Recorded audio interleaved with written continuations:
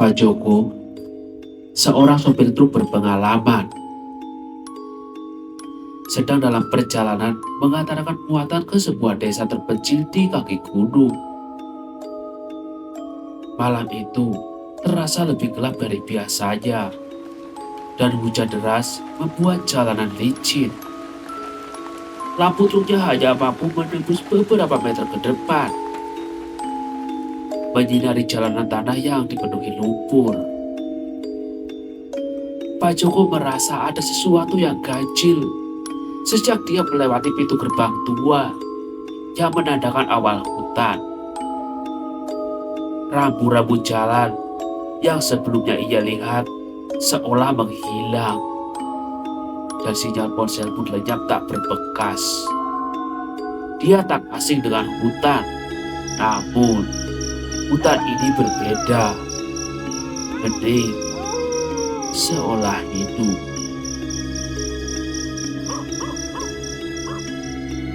Setelah menempuh perjalanan selama 1 jam lebih, ban truknya tiba-tiba tergelincir ke dalam sebuah lubang besar, membuat truknya berhenti dengan suara gemeretak. Pak Joko keluar untuk memeriksa ban yang tenggelam ke dalam lumpur.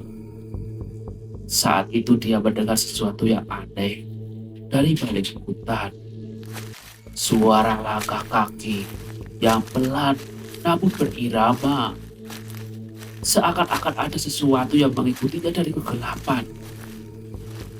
Dia mencoba mengabaikan suara itu dan fokus memperbaiki ban. Tapi makin lama, suara itu semakin jelas. Bukan hanya langkah kaki, melainkan bisikan-bisikan yang tidak dimengerti. Bukan manusia, Pak Joko dalam hati. Merasakan bulu kuduknya merinding. Tiba-tiba, di antara pepohonan, muncul sosok bayangan hitam. Joko berusaha melihat lebih jelas, namun cahaya lampu truknya tak cukup terang. Sosok itu semakin mendekat, wujudnya semakin nyata. Sosok wanita berpakaian putih dengan rambut panjang acak-acakan. Wajahnya tidak terlihat, tertutup rambutnya yang basah. Tolong antarkan saya pulang.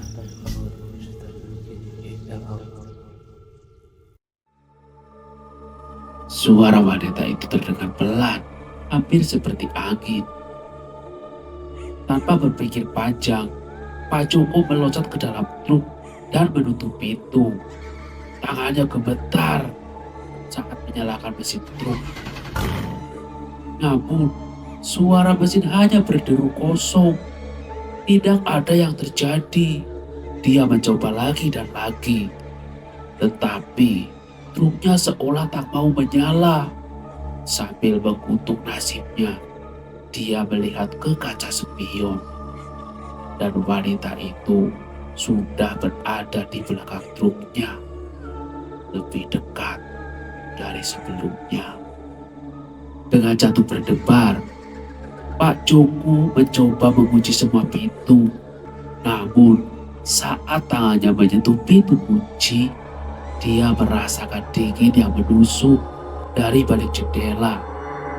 Wajah pucat sang wanita tiba-tiba muncul, hanya beberapa senti dari wajah Pak Joko.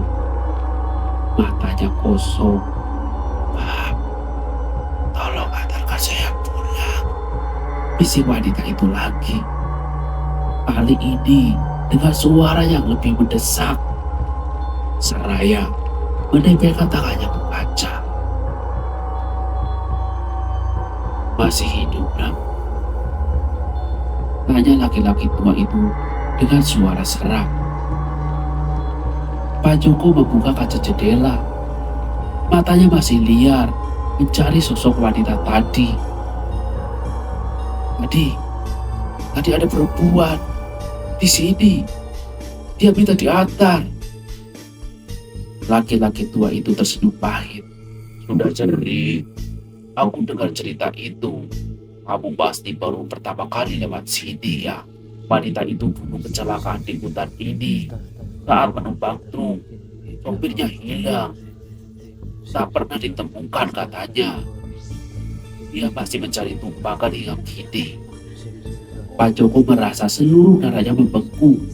Dia menoleh ke belakang truknya, tapi tidak ada apa-apa. Hanya kegelapan pekat dan hujan yang terus turun. Laki-laki tua itu lalu membantu Pak Joko memperbaiki badan yang rusak, lalu memberinya arahan untuk keluar dari hutan.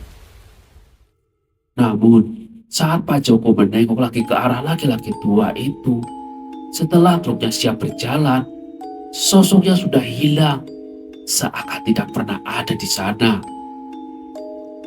Pak Joko segera mengemudi keluar dari hutan itu dengan kecepatan yang tidak biasa. Sepanjang perjalanan, dia tidak berani menoleh ke kanan atau ke kiri, takut melihat lagi sesuatu yang tak seharusnya terlihat.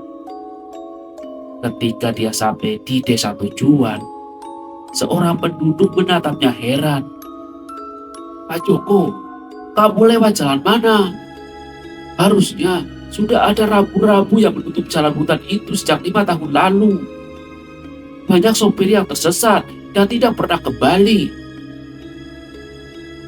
Pak Joko terdiam. Dia menatap kaca spion untuk terakhir kali, berharap tidak akan pernah bertemu lagi dengan hutan itu.